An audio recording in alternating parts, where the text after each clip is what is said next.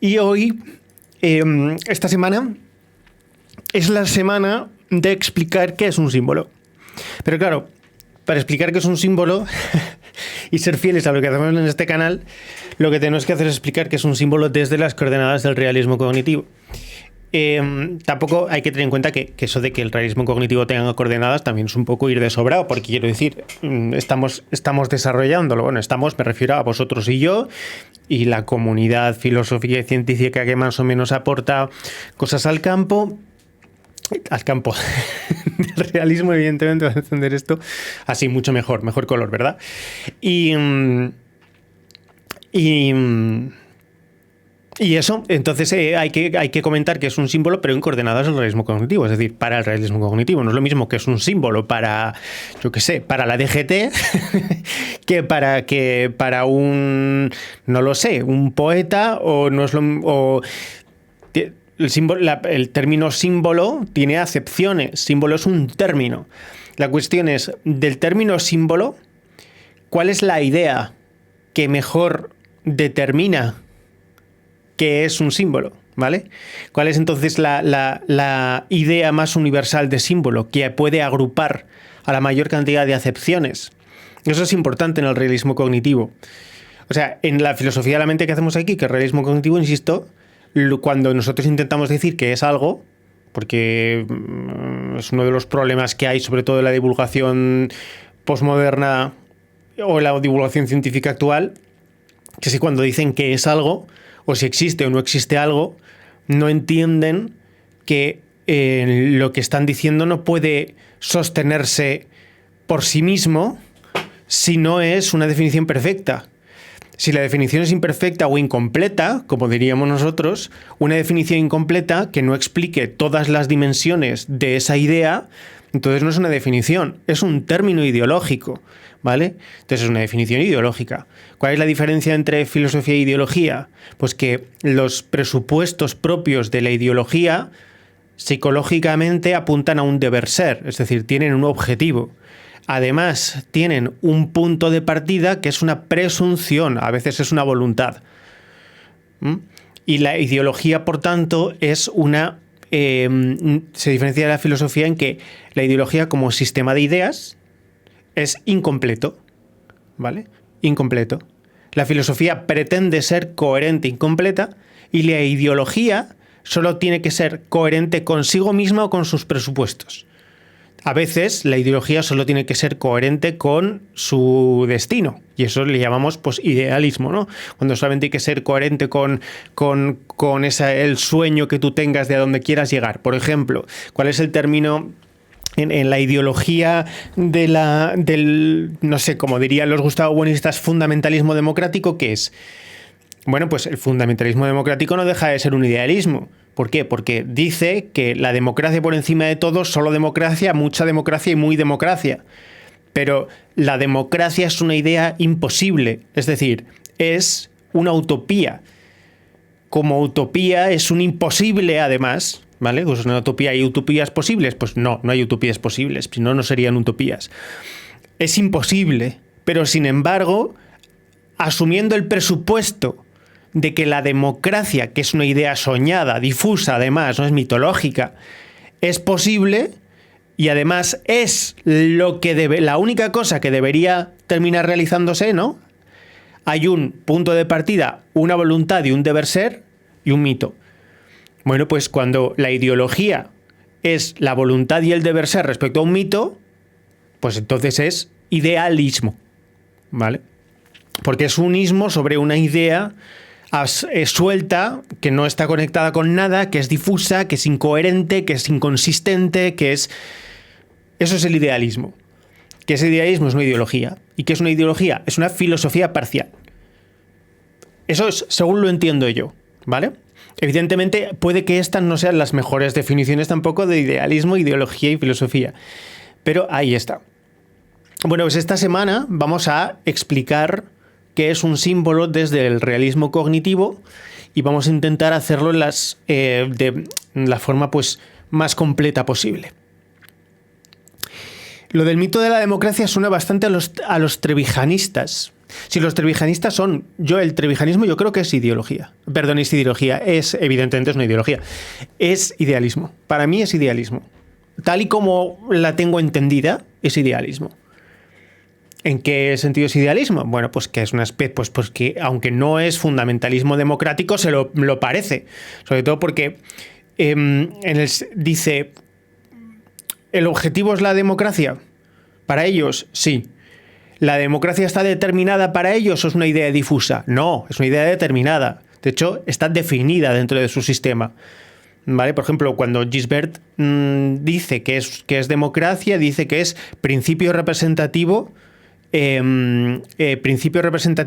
y división de poderes. Bueno, eso es un poco... A ver, como definición... Una cosa no puede ser principio representativo, algo no puede ser principio representativo. Algo tiene que ser, dice, la democracia es aquel sistema, evidentemente, ¿no? La democracia es el sistema político que se ordena respecto al principio representativo y división de poderes. Pero es que ni el principio representativo ni la división de poderes, que es la crítica que le hemos hecho en este canal muchas veces, ni el principio representativo ni la división de poderes son... realistas. No son realismos. Son también utópicos. Son utópicos, porque algo no puede ser un poco utópico o muy utópico. Si algo es utópico en una sola de sus dimensiones o posibilidades, entonces es totalmente utópico, porque es un imposible. Vale, bueno, pero entonces para mí es idealismo, sí. Trae a Gisbert para que lo explique, sí, mira. O sea, no me contesta a los tweets. ¿Por qué pensáis que me ha contestado a los privados? Por ejemplo, el principio de representación y separación de poderes es un poco relativo. No es relativo, es utópico. Los que tenemos no les valen, claro. Y los que ellos proponen, a algunos se nos caen los palos. Se nos caen los palos del sombrajo, perdón. Tienes razón. Sí, pues eso. Pues entonces piensas igual que yo. Que no, de vosotros no estoy hablando de los invitados. Bueno, pues eso vamos a hacer, ¿ok? ¿Cuál es la primera lección de hoy? La primera lección de hoy es, y esto viene de una solicitud no sé si de un patrono o de alguien del Discord, pero alguien nos preguntó cuál es la diferencia entre filosofía y poética. Y eso es muy interesante, porque la diferencia entre filosofía y poética es una de las mejores delimitaciones o caracterizaciones de lo que el realismo cognitivo, ¿vale?, hace. Porque el realismo cognitivo es filosofía. Tiene que ser filosofía, porque es una teoría de la mente. Y ahora veremos por qué tiene que ser filosofía. La filosofía es la disciplina de clasificación de las ideas. ¿Qué es una idea? Una idea es un acontecimiento interno, mental, evidentemente. Eso es una idea. Y ese acontecimiento puede ser consciente o inconsciente. A mí el término idea no me gusta del todo, porque no termino de encajar.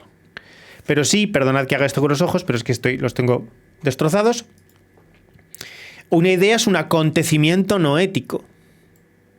Un acontecimiento no ético.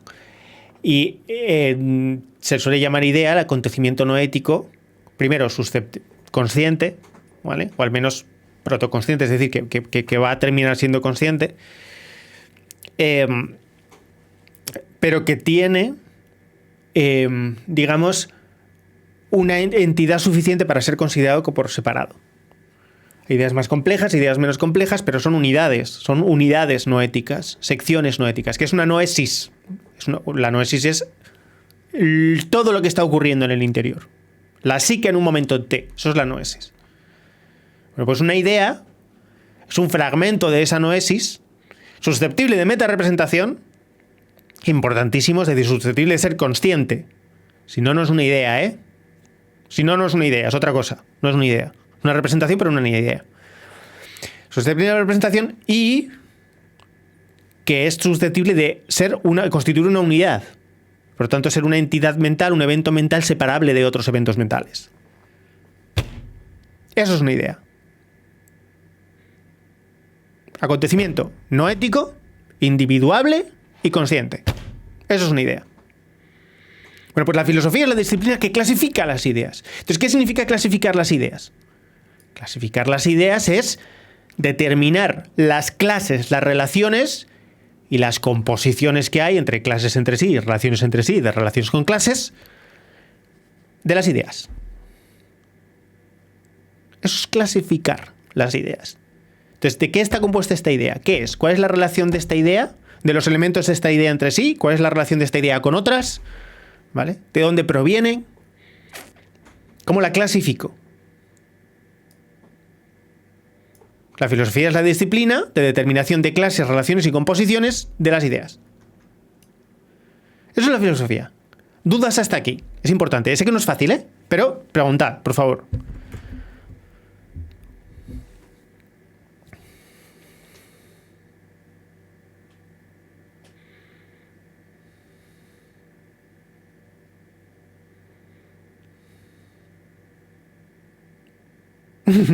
Clase, muy bien, clase, vale. ¿Qué es una clase?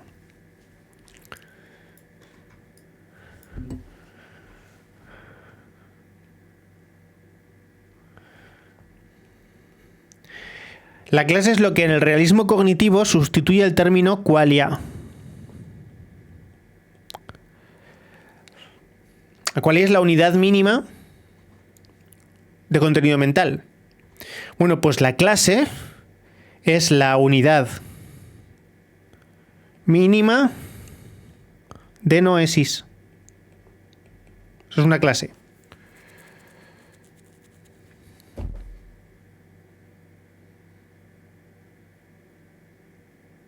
La mínima unidad imaginaria, la mínima unidad afectiva, todo eso son clases. Entonces, digamos que la clase es una clase en cognición, evidentemente. Corresponde en términos de realismo cognitivo. Os recuerdo que hay 3 tipos fundamentales de clases. Después hay subclases, pero bueno. La clase es... Esperad un momento. He perdido el hilo. Un momento.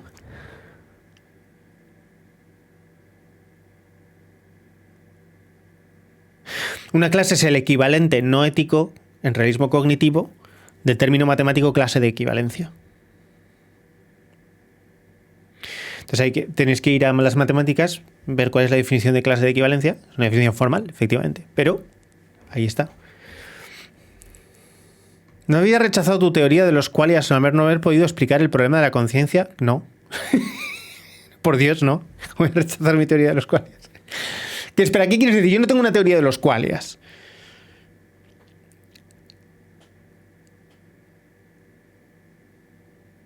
Necesito que especifiques.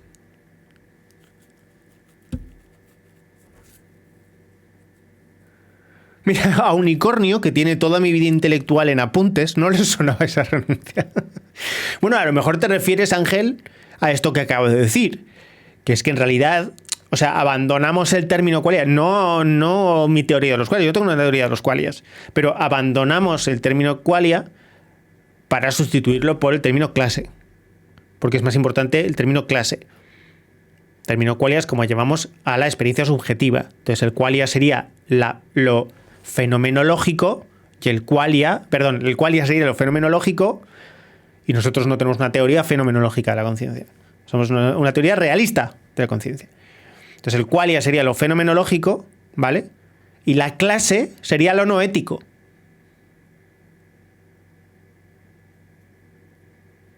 Ángel, dime si has entendido esto. ¿Cuál es la diferencia entre lo fenomenológico y lo no ético? Pues que lo fenomenológico es lo que se experimenta, pero lo no ético es lo que ocurre. ¿Y cuál es la diferencia entre lo que se experimenta y lo que ocurre? Te explico. Tú en alguna vez, o sea, hay muchísimos momentos de tu vida en los que has tenido una noesis, es decir, un estado mental, unas ideas, por ejemplo, que se te han olvidado. Entonces, ¿fenomenológicamente las has tenido? No. No, porque ya no las tienes, ya no existen en tu cabeza. Pero la noesis existió. Ese estado mental existió. Y eso es real, que tú tuviste ese estado mental. Pero tu fenomenología, es decir, tu experiencia subjetiva, en tu experiencia subjetiva eso no existe.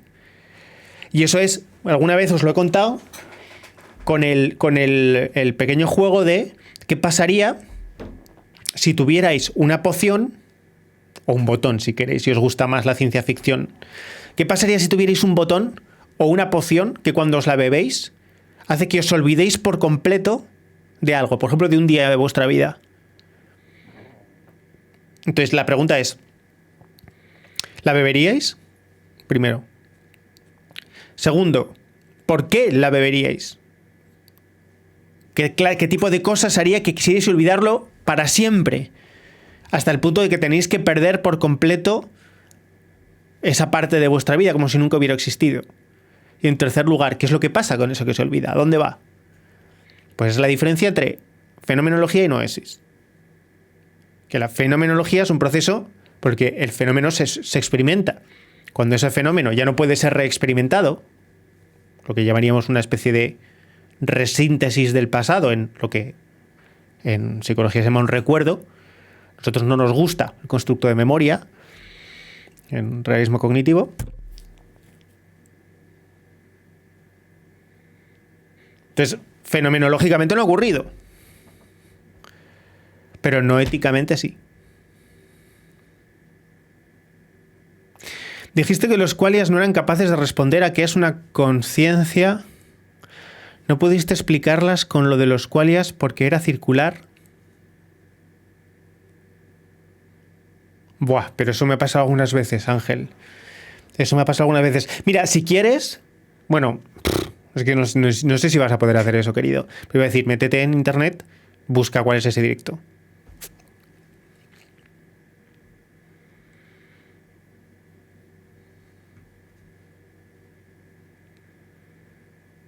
O sea, lo más parecido a lo que tú dices, Ángel, es que lo que te estoy explicando. Que qualia es fenomenológico y noesis, ¿vale? No. Por lo tanto, la clase es noética. Y el qualia es fenomenológico.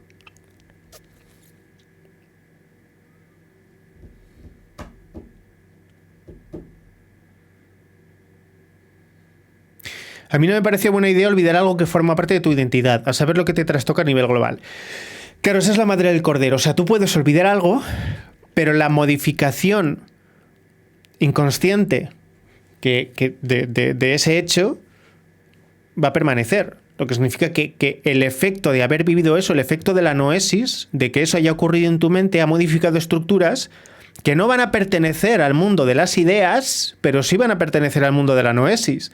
Entonces, si tú has tenido un trauma y te tomas algo para olvidar el evento episódico del trauma y olvidar los procedimientos del trauma, etcétera, va a haber una parte profunda de la mente que es noética, pero no fenomenológica, que va a variar, ¿vale? Va a modificarse, modificando tu fenomenología para siempre, y vas a tener una experiencia que no vas a poder atribuir a nada. Entonces tiene un efecto, lo que significa que esto es antiidealista, ¿vale? El mundo no es lo que percibimos, el mundo es mucho más que eso, y no hay ninguna vivencia, ninguna noesis que no tenga consecuencias. La identidad es unitaria y la conciencia, ¿qué quieres decir con unitaria? La conciencia, la identidad primero no es unitaria. La identidad es unitaria por defecto, ¿vale? Pero existe escisión de identidad, como por ejemplo en los trastornos disociativos de la identidad, que son el famoso personalidad múltiple. Ahí hay una identidad que no es unitaria, está fraccionada, ¿vale? Entonces, la conciencia es unitaria. De repente, o sea, depende de a qué te refieras con conciencia. Es que, ¿a qué te refieres con conciencia en esa frase, Ángel? A la metarepresentación, a la experiencia consciente en la que tú sabes lo que está ocurriendo. Es que la conciencia es mucho más que la mera metarepresentación.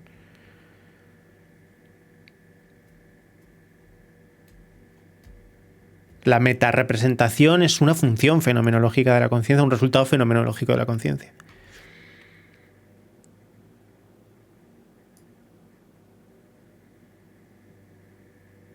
Unitaria, la conciencia es unitaria.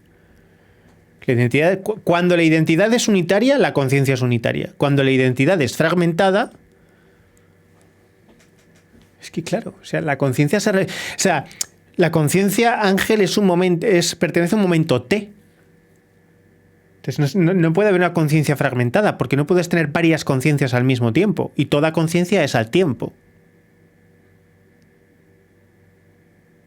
O sea, precisamente por eso no nos gusta el término memoria.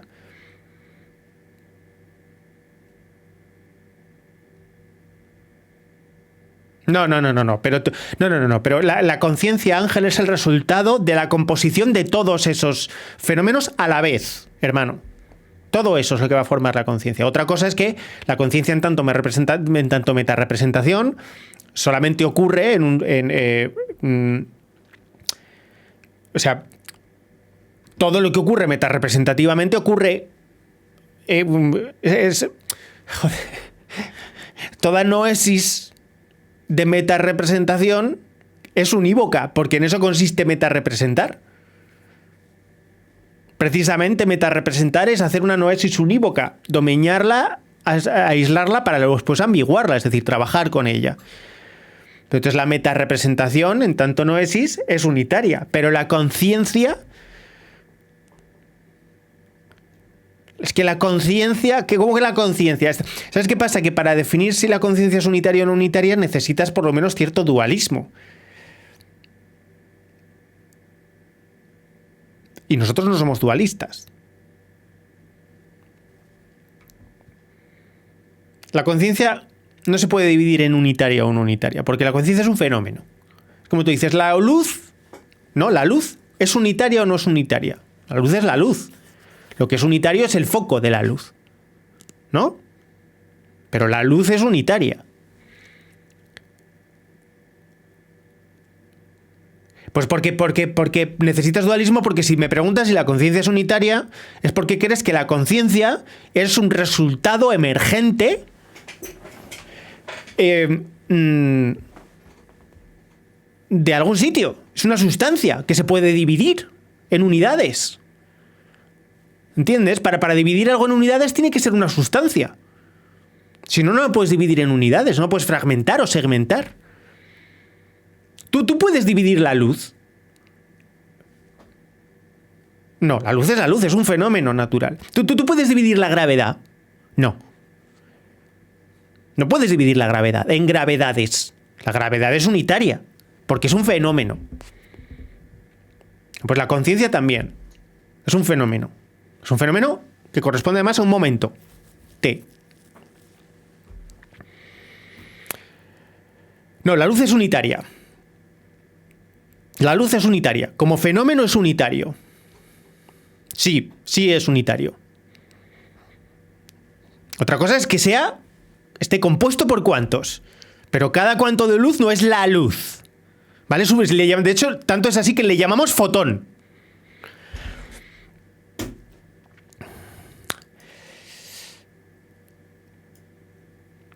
Vale.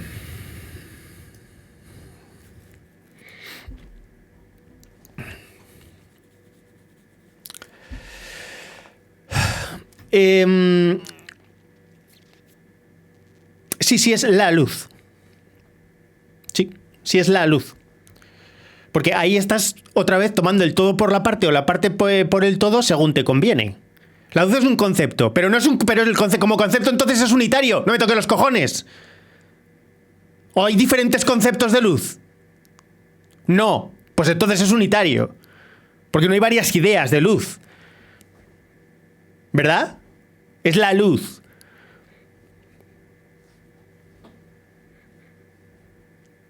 Es como el mar. ¿El mar es unitario?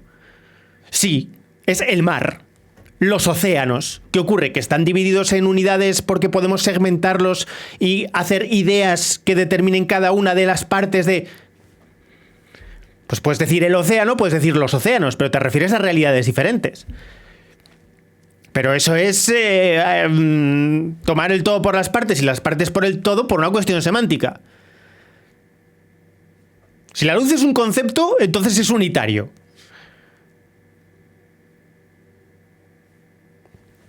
Vale. Entonces, antes de lo del rollo de Ángel...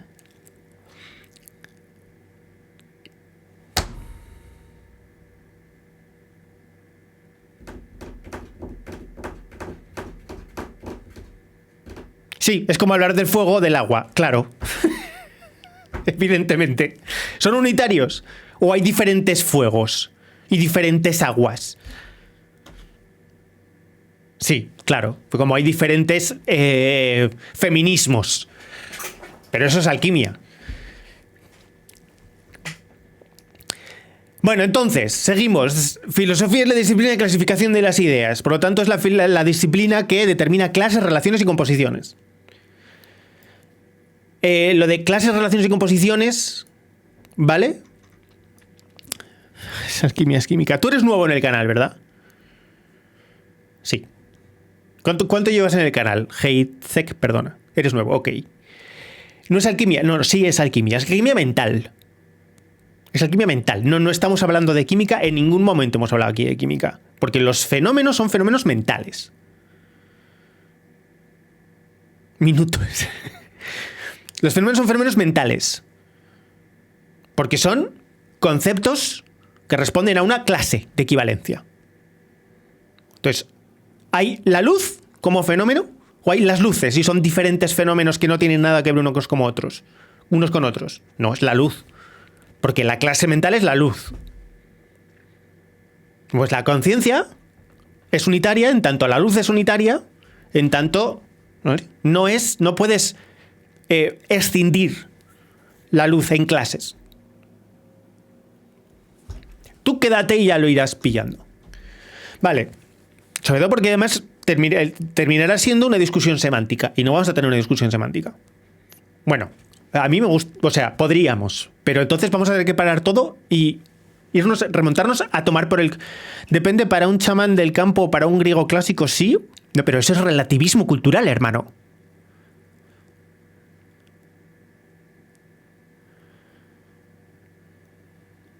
Pero, o sea, que lo estructura en su cabeza de modo distinto, porque le da la gana, es a lo que me refería con alquimia mental, que es diseñar ideas.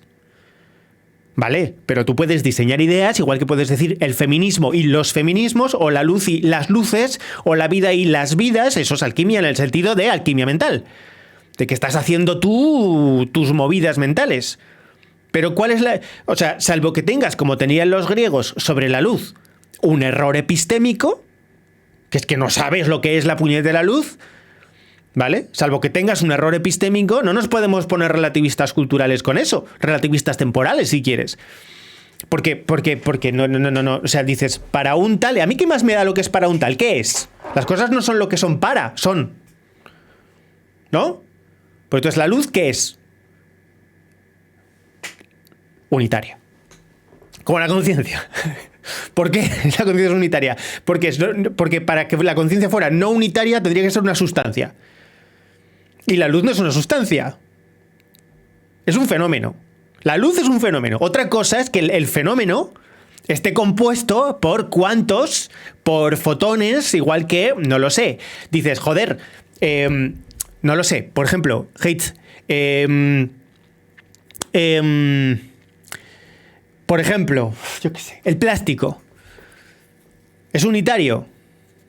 No, porque en realidad está compuesto por cuerdas de fluctuaciones cuánticas del vacío. Hombre, no me jodas. Vale, bien. Filosofía, disciplina... Gracias por tus bits. Disciplina... Ojalá vuelvas. Disciplina de clasificación de las ideas. Ah, y no tengas en cuenta mi vehemencia. Terminé clases, relaciones y composiciones. Bien. Eso es la filosofía, el realismo cognitivo. ¿Qué es la filosofía para la no filosofía? ¿Qué es la filosofía para la poética? Pues esta es la diferencia entre filosofía y poética. Aquí ha venido gente a veces al canal que ha dicho, no, filosofía es filos y sofos, que es lo que les ha enseñado en bachillerato. ¿Vale? Filos y sofos, que es el amor por el saber. Bueno, pues eso no es la filosofía.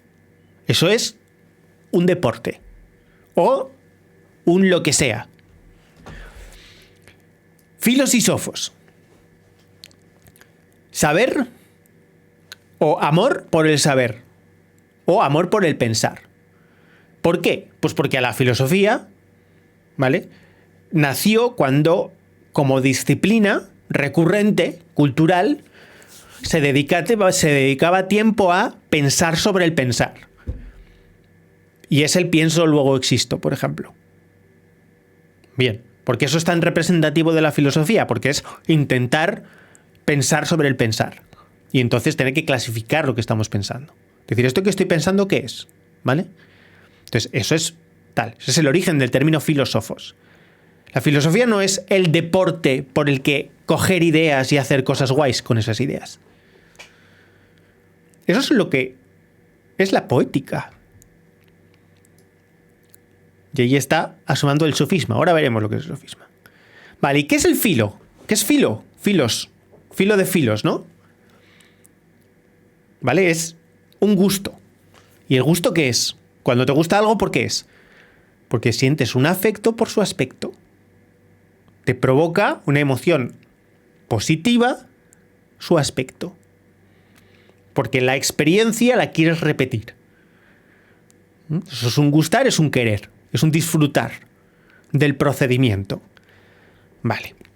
Pero la filosofía no tiene por qué ser un disfrutar. La filosofía también puede ser durísima. ¿Vale? No hay una concepción de la filosofía como deporte. ¿Y de dónde viene eso? Viene de cierto idealismo naif, o naive, si queréis, por el que el pensar es un deporte y todo pensamiento es igual de válido por el hecho de ser pensamiento, que es precisamente el sofisma. Todo sofisma es estético. Lo que pasa es que aquí especificamos sofisma estético, ¿vale? Para salirnos del sofisma de los sofistas. Bien. Aspecto y afecto. Filos y sofos, aspecto y afecto. ¿Qué es entonces la poética? ¿Y qué tiene que ver con el filosofos? La poética es la disciplina que utiliza el lenguaje como vehículo de belleza. Eso es la poética. Entonces, cuando las cosas, por ejemplo, Aimé, ¿no? Aimé y su feminismo filosófico. El feminismo no puede ser filosófico. O sea, puedes hacer filosofía feminista, pero va a ser una incoherencia. Entonces, ¿qué es cuando las cosas suenan filosóficas? Porque suenan complicadas y puedes hacer como alquimias. ¿Qué es eso? Poética. Utilizar el lenguaje como vehículo de belleza. ¿Qué es la belleza? La cualidad de armonía en la estética. Entonces, cuando una cosa suena de coña, es porque eso que acabas de decir o que acabas de pensar, que suele ser además una cuestión lingüística, ¿vale? Son sintagmas, términos, ¿no? Y coges ideas y hablas de las ideas utilizando los términos de las ideas y los compones. Y los compones de una forma que queda de coña, que es exactamente como querías que quedara. Incluso cuando queda mal dices, ¡guau! Es que soy un cínico, o soy un nihilista, o estoy deprimido. Pero tú no estás haciendo filosofía. Lo que estás haciendo es coger ideas y componerlas de acuerdo a una necesidad estética, a que quede como tiene que quedar. Bello, ¿vale? O sea, armónico. Que responde a unos fines de experiencia. Porque ¿qué es la estética? La estética, que es de ahí viene el término sofisma estético, la estética es la experiencia imaginario-afectiva. La estética es la consideración de las cosas respecto a su componente imaginaria o afectiva. Imaginario de imagen y afectos de afecto, de emoción. Entonces, si quitamos la parte racional, que aquí le llamamos parte formal o gramatical, entonces toda noesis es estética. Lo que ocurre dentro de tu cabeza, si quitamos la parte racional, ¿vale? Es estética. Cuando digo quitamos, no se puede quitar, porque una componente no es cero. Una componente no puede ser cero. Bueno, no puede ser nula. Puede ser como prácticamente inexistente o puede no ser tenida en cuenta, pero siempre va a existir. Entonces, de los tres tipos de Qs que hay en una representación mental, imágenes, afectos y gramáticas, son relaciones. Imágenes, afectos y relaciones, llamamos a estética a la parte que solamente considera lo imaginario afectivo. Entonces tienes armonía, ¿no?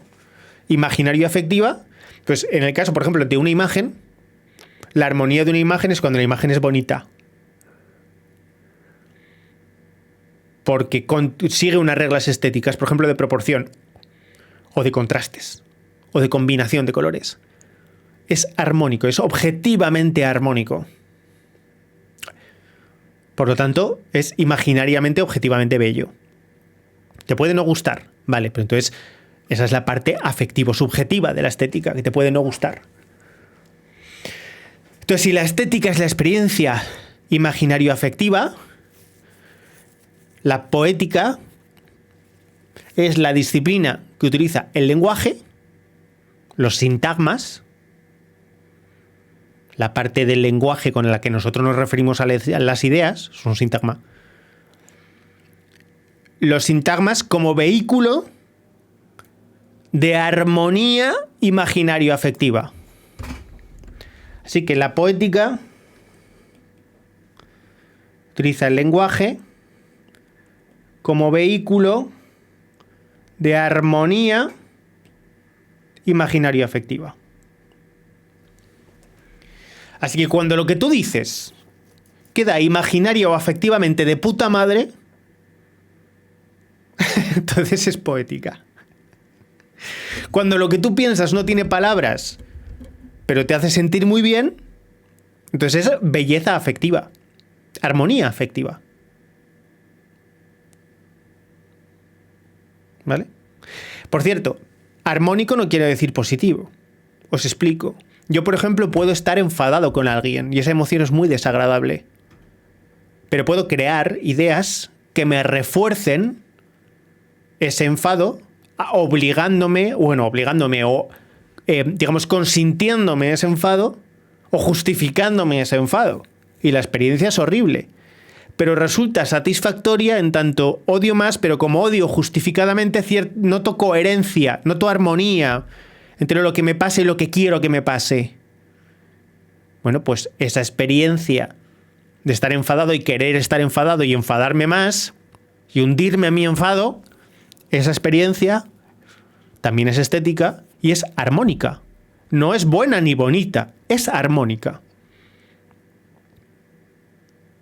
En ciertos contextos, lo armónico imaginario, ¿vale? Puede ser cosas que son en sí mismas feas, pero que en su contexto pueden volverse armónicas, porque esto es lo que queríamos hacer. Por ejemplo, es terrible la crucifixión de Cristo, es terrible, pero es armónico en tanto se puede hacer arte de eso. ¿Por qué? Porque hay una armonía, porque sabemos lo que es y estamos hablando de una verdad y nos da una sensación de... Es armónico porque lo queremos. Sin embargo, puede haber algo que no es armónico, que no lo queremos y que es, no sé, imaginario afectivo, y entonces no va a ser es una experiencia estética, sí, pero no armónica. ¿Vale? Entonces, armonía es una cosa y belleza es otra.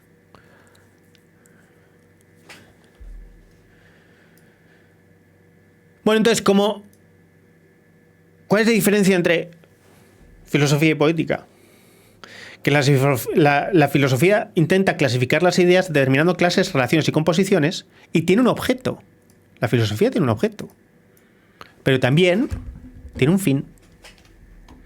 Tiene un fin, porque la clasificación puede ser buena clasificación o mala clasificación. ¿Y cuál es la buena clasificación?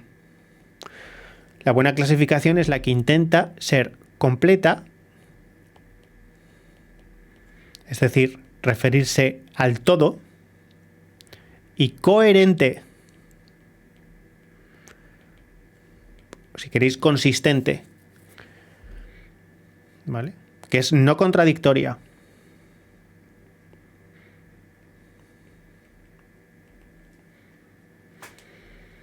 La poética no necesita ser ni coherente ni contradictoria. Puede ser coherente o completar localmente. Es decir, normalmente la poética siempre necesita cierta coherencia porque siempre requiere cierta armonía, y la armonía es una forma de coherencia. Pero puede prescindir de ser completa. Es decir, puede ser un momento aislado y no está hablando del mundo, sino que está componiendo una especie de cuadro verbal. Como por ejemplo el concepto de patriarcado, que es una gilipollez. Concepto feminista de patriarcado. Concepto antropológico de patriarcado es otra cosa. Mucho que el feminismo haga alquimias, el posmo por lo menos, alquimias mentales, que es el autoengaño, la alquimia, para encajar el concepto antropológico de patriarcado en el concepto narcisista de patriarcado. Porque lo que quiere es provocarse esa armonía entre lo que yo quiero que pase o estoy sintiendo que pasa, que es que tengo una emoción que me hace la puñeta porque me siento mal, me siento vulnerada, ¿vale? Pues necesito que armonice con el mundo. Que es que necesito encajar lo que a mí me pasa en un locus externo y que sea parte de una realidad, que sea evidente para todos. Que no sea algo a lo que yo me tenga que enfrentar individualmente, sino que tengo que hacerlo el problema de los demás. Porque lo que yo quiero es como que sea culpa de los demás, así que lo hago culpa de los demás. Eso es lo desplazo hacia afuera. Eso es identificación proyectiva. La construcción de un locus externo de autoridad para mi sentimiento. Bien. O una idea. Entonces, la poética es coherente, solamente tiene que ser coherente consigo misma. O coherente, localmente coherente. Y eso significa consistente. Consistente para un contexto. Vale. Pero no tiene que ser coherente, completamente coherente. No tiene que serlo. Tiene que valer para lo que vale. Pero nunca jamás será completa. Porque nunca hablará del todo. Ni aquello de lo que habla se va a referir a la realidad. Se refiere a tu movida mental. Entonces la filosofía termina clases, relaciones y composiciones con pretensión de completitud y exigencia de coherencia.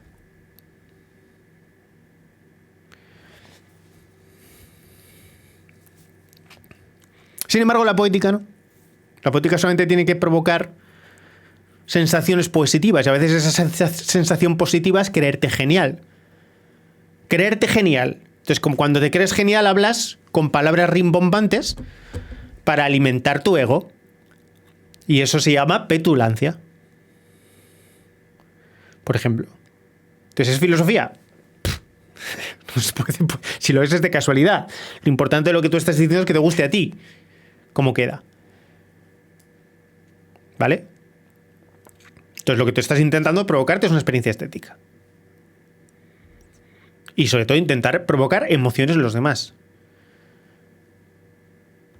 Que eso es importante, que es una de las cosas que intenta la ideología. La ideología siempre intenta provocar una reacción, unas conductas.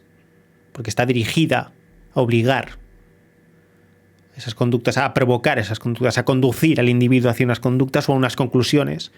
O obligarle a que todo lo que haga sea para terminar justificando esas mismas premisas o terminar logrando esas conclusiones.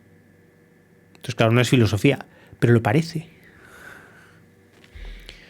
Entonces, el feminismo petulante, una de las cosas que hace es disfrazar su ideología de filosofía. Pero no lo es. Por ejemplo, yo soy pedante, pero no soy petulante. Porque no soporto decir cosas que no tengan sentido o sean absolutamente necesarias. No lo soporto. Pero sin embargo soy muy pedante. ¿Qué significa pedante? Pedante significa impertinente. ¿Vale? Bueno, significa. El pedante es impertinente. Entonces, el pedante lo que hace es lo que hago yo. El pedante lo que hace es imponer todo el rato un contexto al otro. ¿Cuál? Su contexto intelectual. Eso es lo que hace el pedante. Intentar imponer todo el rato su contexto intelectual al otro. ¿Qué es lo que hace el petulante? El petulante intenta que los demás crean que él solamente es pedante. Pero no. Entonces, ¿se puede ser filósofo pedante? Sí. ¿Se puede ser filósofo petulante? No. Porque tú estás haciendo poética. Porque tu intención es estética. ¿Vale? Y la filosofía va, pues, como contenido gratuito, independiente y evidentemente podemos justificar cualquier atrocidad poniéndole un lacito, efectivamente. Sí, sí. ¿Un lacito de qué? Un lacito de ego, por ejemplo. Entonces, bajo el ego, pues se pueden hacer atrocidades, por ejemplo, contra los derechos del varón. No, no es verdad. Es que es al revés.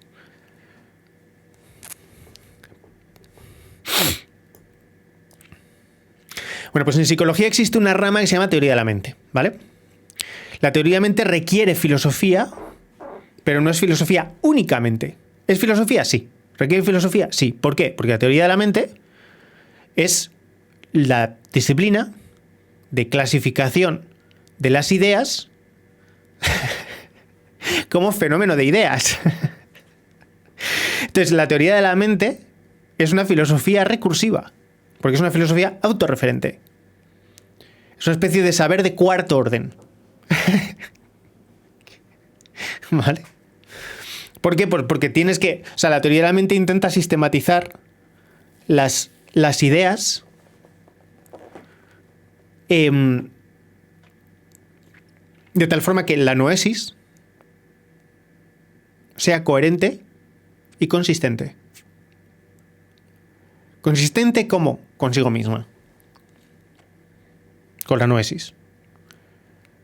¿Y coherente con qué? Con la filosofía por un lado y con la biología por el otro. Bien, entonces el realismo cognitivo busca ser más potente como filosofía que el psicoanálisis como filosofía de la mente. ¿Vale? O teoría de la mente. Teoría de la mente y filosofía de la mente es lo mismo.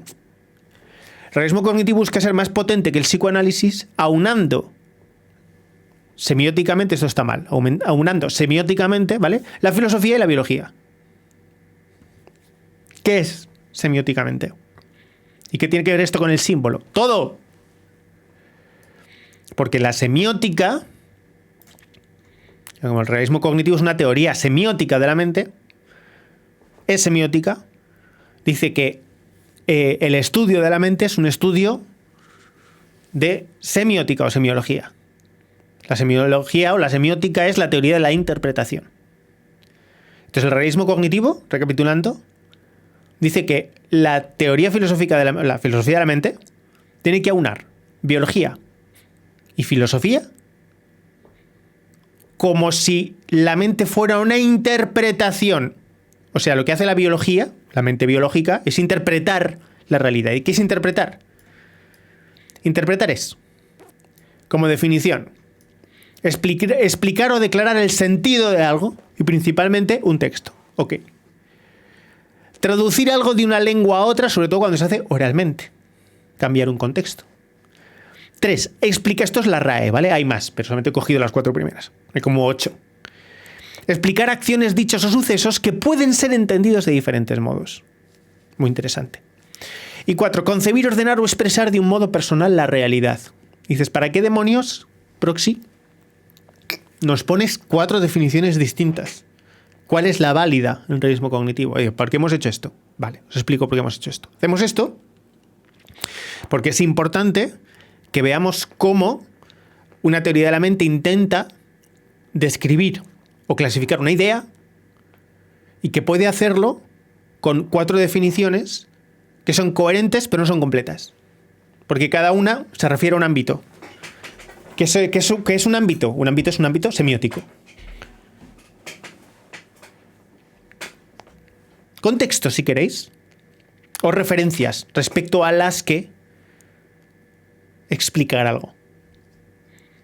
Y si juntamos todas estas 4, dices, bueno, vale, más o menos veo que interpretar tiene algo que ver con estas 4 cosas, pero con ninguna a la vez, ninguna en particular, pero todas, bueno, todas son en parte ciertas o son ciertas en su propio contexto, tal.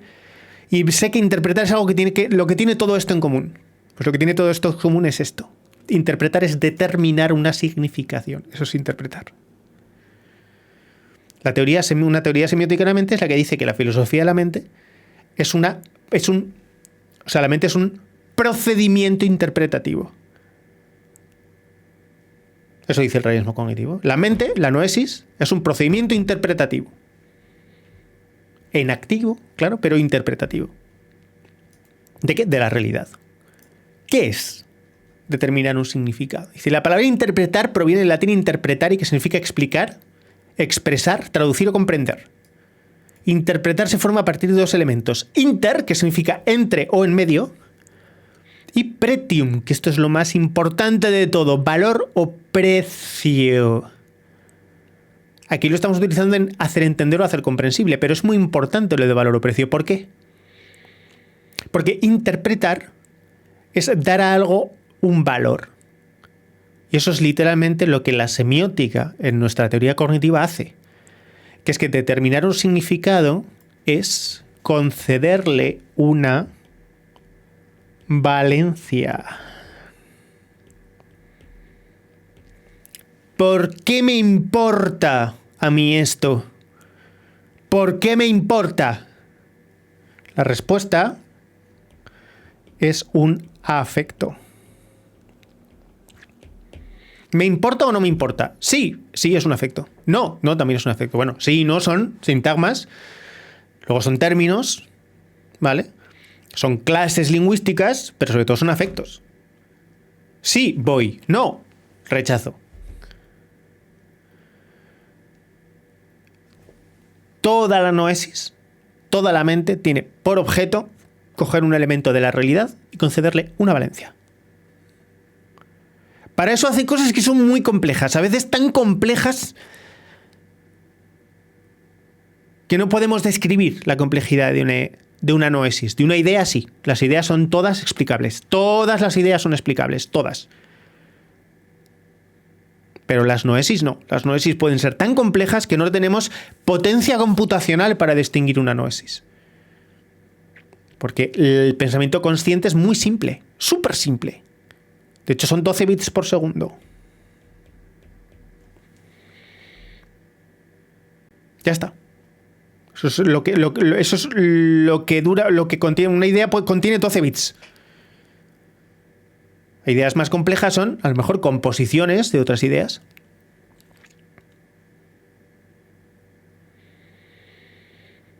Pero nosotros solamente podemos tener en la cabeza 12 bits de información por segundo. Es muy poco, ¿eh? Entonces, toda la noesis sirve para que mediante una memoria RAM u operativa de 12 bits por segundo, coger el exterior, coger el exterior, la realidad, tanto el propio cuerpo como el mundo, como incluso la misma mente, y concederle una valencia. Y es, el objetivo de la mente humana es saber que T sub n es el mejor para Tn más 1.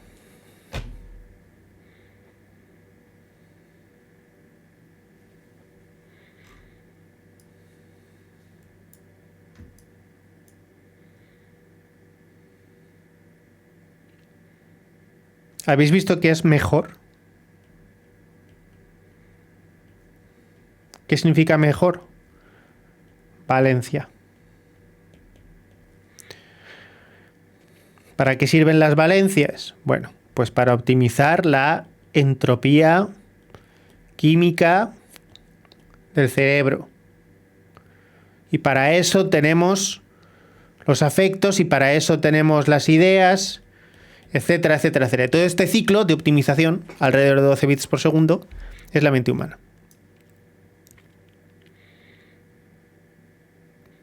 ¿Qué tiene que ver esto con la diferencia entre filosofía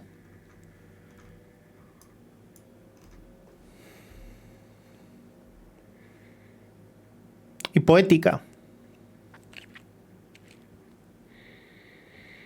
Que ambos son procedimientos no éticos. La filosofía busca la coherencia formal. ¿Vale? Y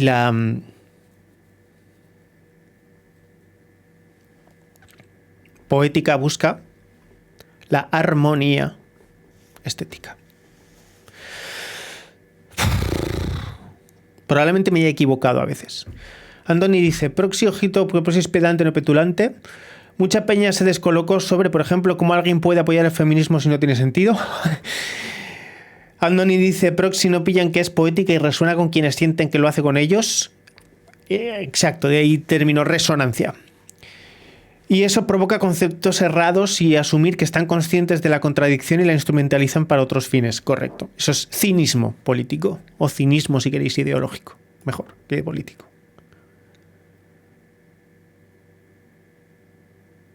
¿Dudas después de esta pedante clase?